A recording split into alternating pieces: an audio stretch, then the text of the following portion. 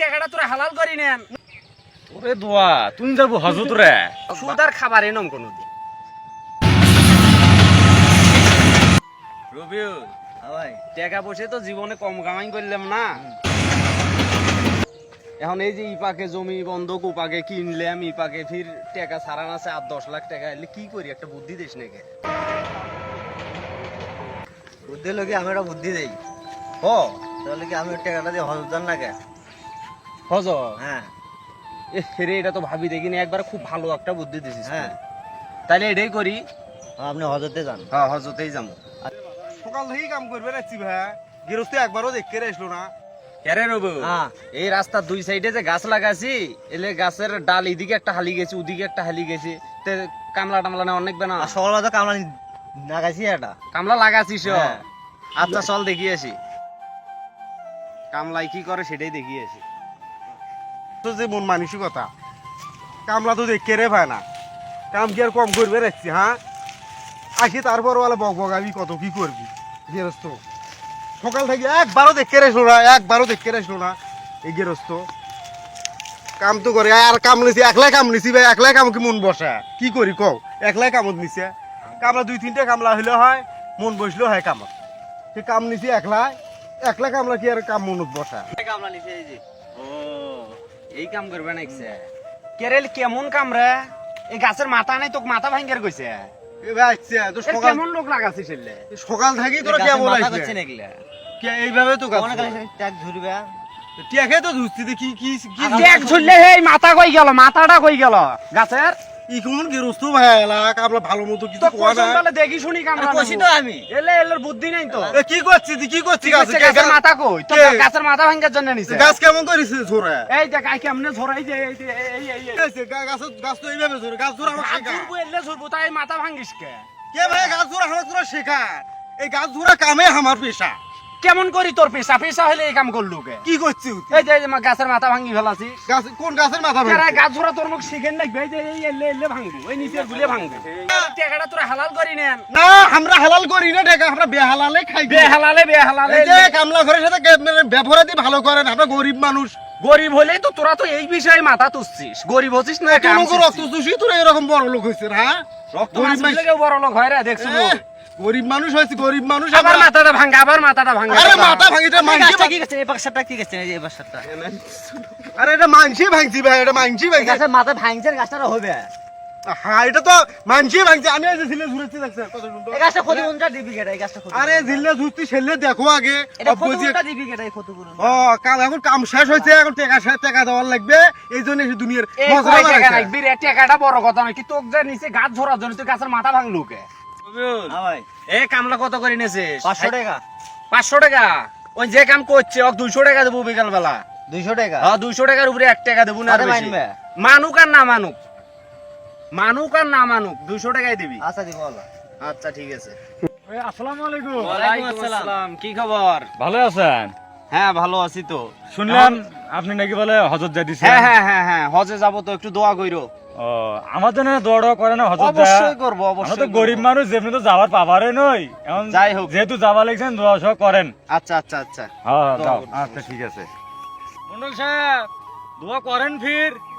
হ্যাঁ হ্যাঁ দোয়া করেন। টাকা দিয়ে আমি হজ তাক বলো ওরা জন্য দোয়া ওর জন্য দোয়া করি। এ করবো। পাগলা নাকি রে, কিছুই বোঝে না ক। ওরে দোয়া তুমি যাবো হজত রে, মুঠিন হজগুলো টাকা সুদ নিছিস। আল্লাহ যেন তোর হজ কবুল করে না। হজ মারাছি।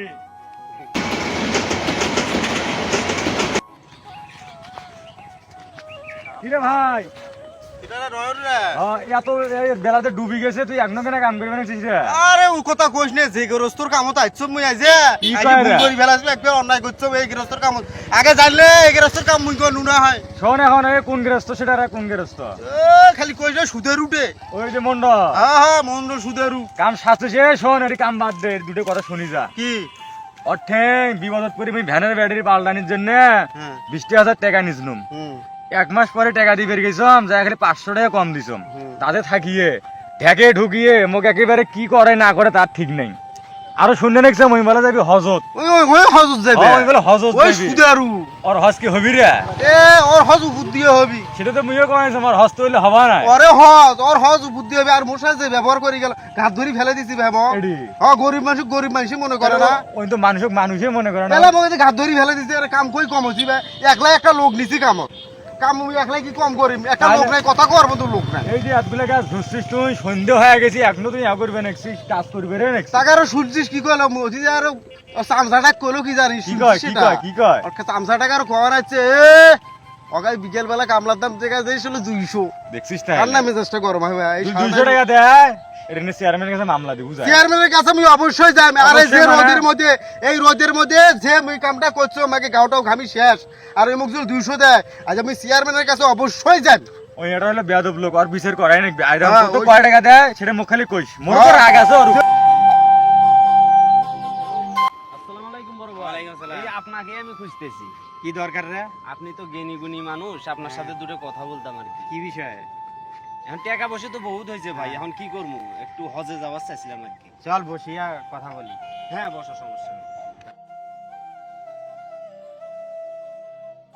আচ্ছা কি জানি বলে চলো হজের বিষয়ে জানি কি করলো ও ভাই এটাই তো কমান একসময়, এখন টাকা কি পয়সা তো কর? আর কম গরম নাই, বুঝিস নাই।